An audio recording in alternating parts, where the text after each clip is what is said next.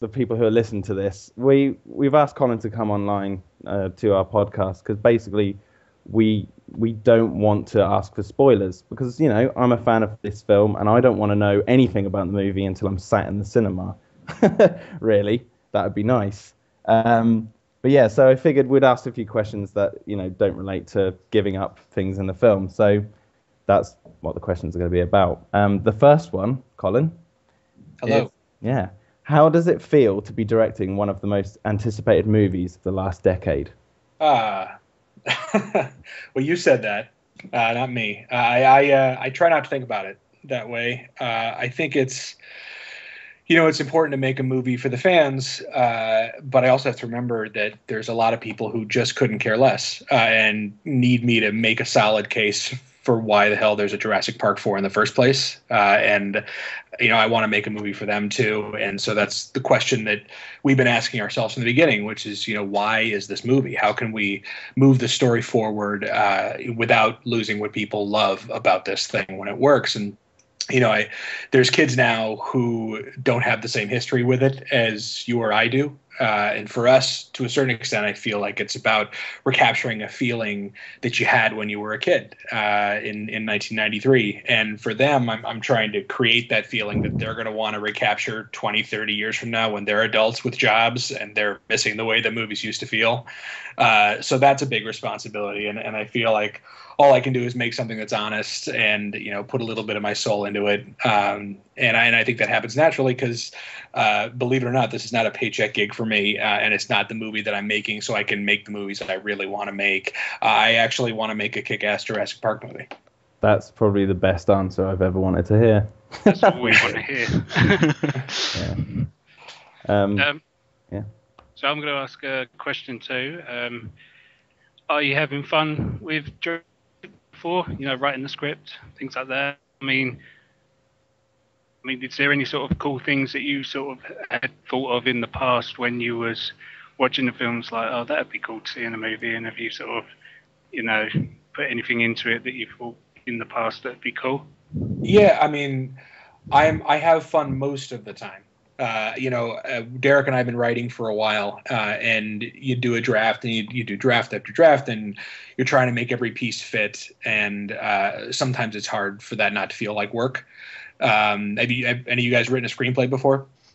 I actually wrote a fan script for Jurassic Park 4 that's online. That's the only one I've actually done. So. I wrote one for number 3 before it come out. So, right. So and it was hard, right? Yeah. I mean, it's hard. And, it is. I feel like these kind of movies are fun to watch, but building them can kind of feel like architecture sometimes. And remembering to have fun with it can be the biggest challenge at a lot of moments. But the other side of the job, my job right now, which is the design and the world that we're building, that is always fun. When I get to sit down with guys like John Rosengrant and adjust the talon length on a dinosaur, and we're looking at variations of skin color, and that never feels like work, and that's where I feel like a kid. That's awesome. Very cool. Yeah. Sam, you're up next. Yeah, I got my questions loaded up here. My question is: Had you always wanted to had you always wanted to direct something of this scale? I always wanted to tell big stories because I think that's just where my brain goes. I'm drawn to those kind of ideas. I grew up in a very specific time that I imagine all of us did, where we had pretty fantastic things happening to real people. And those movies weren't always, big productions or tent poles. And my first movie and it cost $1 million, safe and not guaranteed. And yet I still feel like we were telling a big story in that movie. I mean, the guy had a time machine. And for me, it's not about scale. It's really just about whether you have, characters who you'd want to share that adventure with. And that's what Star Wars had, and Goonies had it, and Jurassic Park definitely had it. And when I was a kid, I was a little older when I saw Jurassic Park. I think I was 15 or 16, but I wanted to be there with those people. And, no matter how big it got, and that was our goal, was safety. And that's definitely our goal with Jurassic Park 4. Wow. That's awesome. It I is. can't believe you made Safety Not Guaranteed on $1 million. That's incredible. It felt so much bigger than that. $750,000. That's incredible. That makes it even better. That's awesome, man. Thank you. Yeah. I've got a question for you. What is your favorite dinosaur? What is my favorite dinosaur? Man, we have a new one that's pretty cool. I'm not going to tell you anything about it, but that could be a little spoiler. Pretty badass. No, well, they've I think Jack Horner said something about that too. But yeah, no, there's I feel like obviously everyone's favorite is the T-Rex, and there's just something so iconic about that animal. And I get to see dinosaurs through my son's eyes. I have a 4-year-old kid right now, and what's amazing about him is that unlike adults, he genuinely believes that he could get eaten by a dinosaur if he goes the wrong way in the forest, and I don't have that anymore. I think that's one of the things that was great about Jaws, is that that fear is real, because you could go out and get eaten by a shark tomorrow if you make the wrong choice, and you're not going to get eaten by a T-Rex. But in looking at them, I'm probably going to stumble in speaking because I don't want to say anything that I shouldn't say. But as we put this thing together, we take all of those things into consideration. We're thinking about each of these dinosaurs as characters, and not just in the context of this particular story, but in the context of history and movie history, and the way that all people who love dinosaurs think about them. And so, that comes into the conversation a lot. And as I was saying before, I think my favorite thing that I have done or really get to do is sit down and go through the final designs for what each of these dinosaurs are going to look like, and exactly how we're going to render them, and it gets pretty exciting for someone who cares about this kind of stuff. I know I'm in the company of those who do, so I don't feel like I don't feel like a nerd for saying it. You're talking to the right people, Colin. Yeah. And that's an awesome story, what you said about your kid, because I was 8 when Jurassic Park came out, and I had all the toys, and I went to the cinema, and I had that experience like, Jesus, these dinosaurs are real. I got scared going to the toilet, after the old Gennaro incident. And my daughter's 3.5 now, and she's playing with my original Jurassic Park toys that I had back then. I kept them in my attic for nearly 20 years, and now she plays with them. So, I get to have that experience with her now at 4 years old, seeing her play with the same toys and taking her to a new Jurassic Park film. It's the best, man. Whenever if I have a friend who hasn't had a kid yet, and they're asking me, should I do this? Usually my go-to is, I'll show them a picture I have of my son who had the brilliant idea of having Chewbacca ride a T-Rex. And he goes around the living room with Chewbacca, riding this T-Rex, and it's just the coolest thing I've ever seen. And that kind of stuff, it just makes it all worth it, I think. See, I was 4 when I first saw Jurassic Park at the cinema, and I don't have kids, but I'm the kid. I'm still the kid. Yeah. Everyone's sick and tired of me talking about it, and I won't stop. Yeah, I'm envious a little bit of, I was older. I'm pretty sure I was 16 actually, and I snuck out of my house for the first time that I ever had or ever did again, and I was actually grounded at the time. I wasn't allowed to go to the movies. That was the one thing they could take away from me. I wasn't a big partier, and so I actually snuck out of the house and rolled the car down the hill and went to the Grand Lake Theater, which is the theater in Oakland, California, where I grew up, in this big, old, beautiful movie house. And a friend of mine was working concessions, so we got to watch it the night before with all the employees at midnight. And it was incredible, but I was 16 and I was already thinking about girls, and I wasn't quite in that place where that was going to blow my mind on the level that it would if I was the age you guys were when you saw it. So, did you ever have a film that did that for you when you were a kid?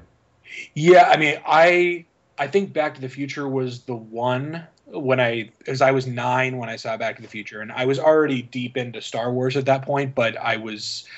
Star Wars came out when I was 1, so I didn't get that experience of guys who were much older than me who got to have that theatrical experience of Star Wars.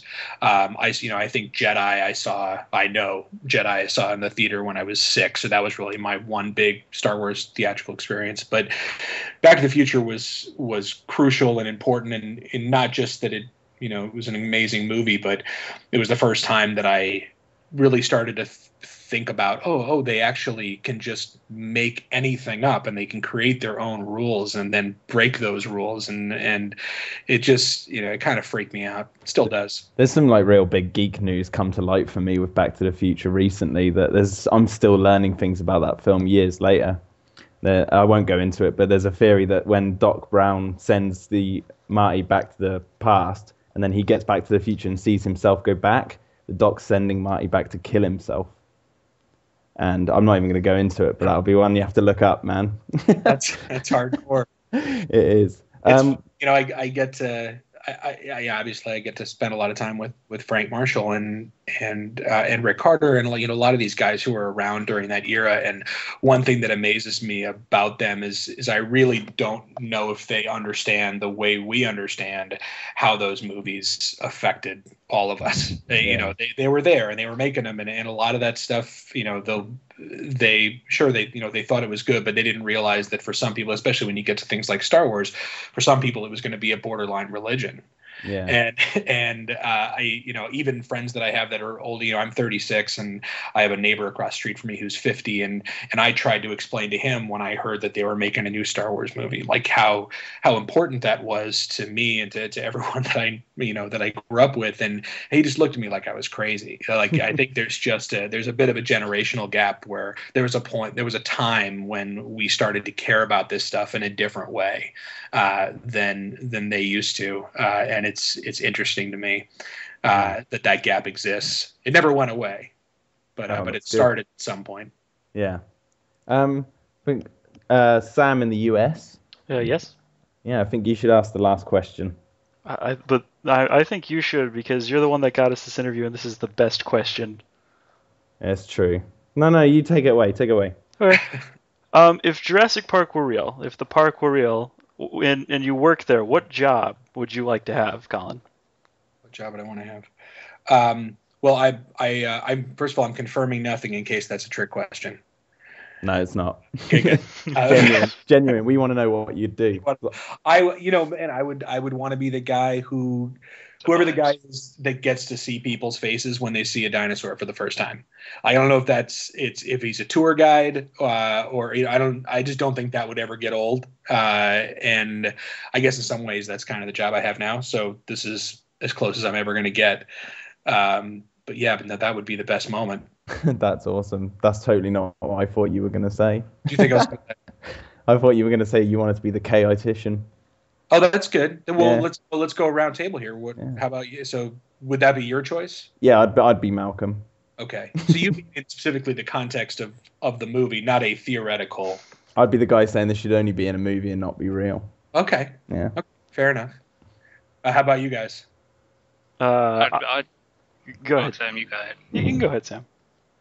I would probably be the Nedry character, sitting in front of a computer, the safest bet, Right. Just the furthest away from the dinosaurs. And I would like to be a veterinarian, so I could actually, go out with the animals and be around them. Yeah, that's a good one. It's awesome. It's a good one. Well, I think we've got one sneaky question that Sam Phillips is going to ask. Just one more for you, Colin. All right. I had one. I'm not sure which one you're talking about. I've got two little sneaky questions. The question. Oh boy. Oh, not to answer the question. Whatever it's not a confirmation. It's would Right. you like to get John Williams back making the music? Oh man, I'm gonna pass on the question. That wasn't the question I was thinking of, Sam. All right. Yeah, but that was that was one of the sneaky questions. I knew you were going to do something. That's why I had a prep talk with these guys. I'll give you the other one. I mean, do I love John Williams and all of his music? Of course. No. Give me the other one. Yeah. The last question then I'll ask it is any questions for the fans while you've got us here? You're talking to the people who may, if you're stuck, need some guidance. Well, no, it's not that I have questions. I would definitely, encourage everyone to, remember that feeling that we had when the first one came out, and this is about spoilers, and this is about seeking information. Yeah. And I remember they didn't show anything in the trailers, and you really had no idea what you were going to see. In the Lost World, my memory of that is we barely even knew there was a movie, and all of a sudden it just showed up, and there was just a Lost World movie. And I know that time is gone, but I'm not going to be one of those guys who pretends I can bring it back by keeping all the secrets, because you can't really. But we're 2 years out, and I just want to cherish this time when no one knows what the hell we're doing. Like, I ask for you to give me that. Yeah, that's what exactly how we got you on here in the first place, was because I don't want to know. I'm telling you right now, I don't want to know anything until I'm sat in the cinema, and I'm very excited. The worst thing is going on the website and on the day a movie comes out and you sort of look at a story and the first comment, someone purposely goes out their way to spoil the ending. Yeah. Well, I think that happened on a lot of films for me. Yeah, and it's I think in the end, you got I think everybody who looks for I know where that comes from. I know why everybody wants to know. Unfortunately, like, what ends up happening is, information gets out there that is either partially true or not true, and everyone thinks they know what's going on. And I would just ask everyone not just to trust us, but understand that I understand when you hear things and you get nervous about it. And I saw some of the rumors on the internet, and I would have all kinds of red flags going off if I heard they were going to muzzle a T-Rex. So I would say, don't believe everything you read. There are way more insiders on the internet than there are in real life. And beyond that, and none of this is spoilery, but I would just say, almost on behalf of all of us, Steven has been very closely involved in this, and he cares about the franchise very much, and he does not want the movie to happen unless there's a script that deserves to be shot. And I feel exactly the same way, and that's what we're doing here. So Frank feels the same way. So when you have three guys who feel like that, sometimes you're going to end up with a movie that gets pushed a year. But in the end, however it turns out, the one thing no one's going to be able to say is that we didn't give a shit or that we phoned it in, because that is not true. Amen. That's awesome. That's really cool. That's what we want to hear. Yeah. All right, guys. Well, I'm gonna go have dinner. I really enjoyed talking with you. This was a lot of fun. Well, good. We'd like to have you back, like maybe post JP4 for another podcast, and we can chat about all the spoilers then. I will be so much better then. My voice will sound different. I'll have less hair. And I love doing this because there will be a lot of press that goes along with a movie of this size. Of course, I'm going to do all that stuff too. But at this age, it's fun to talk to you guys because I know you care about it. And I'm not selling anything, and it's just kind of fun to talk to fans when I can. I promised a couple other guys who have a show on YouTube that I would do their podcast before the movie comes out, and they're probably going to hear this and be like, "What the hell?" But just so they know, I did not forget. And one day I'm going to probably just show up in your living room. So have your questions ready. Yeah, we'll do. Will do. Beers on ice for you. Yeah. That's marked in stone now, man. You can't get out of that. We'll hold you to that. Yeah. All right. Well, it's been an honor having you on the podcast, Colin. All right. Have a good one. You too. Cheers, Colin. Bye.